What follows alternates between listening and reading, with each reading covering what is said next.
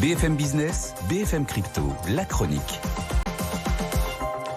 Avec Antoine Larigauderie en direct du siège d'Euronext. On parlait tout à l'heure des marchés actions qui se sont bien comportés hier, en tout cas à la Bourse de Paris.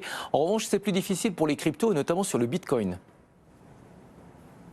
Oui, on semble être attiré par les derniers plus bas d'il y a une semaine environ lors du fameux coup de tabac dont on a beaucoup parlé.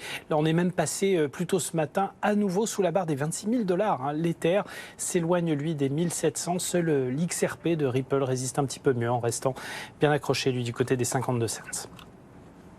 Un œil ce matin sur Binance qui n'est pas au mieux de sa forme en ce moment, c'est le moins qu'on puisse dire, avec un token, le token Binance qui voit sa valeur s'effondrer depuis déjà quelques temps. Plus bas d'un peu plus d'un an. Il faut remonter à juin 2022 pour trouver ces niveaux sous les 200 $. Et on est finalement plus très loin des nouveaux supports qui nous ramèneraient carrément à février 2021. Donc un écrémage massif. En gros, depuis le plus haut de novembre 2021, ce token a perdu plus de la moitié, largement plus de la moitié de sa valeur. Mais c'est aussi le reflet de la période très sombre que traverse le supergéant des cryptos, qui se voulait seul sauveur de l'industrie après l'explosion en vol d'FTX. Le sauveur est devenu aussi colosse au pied d'argile. Après une longue série de revers réglementaires, interdiction de toutes sortes d'activités, resserrement de l'étau dans plusieurs pays clés, arrêt du trading sur certaines cryptos.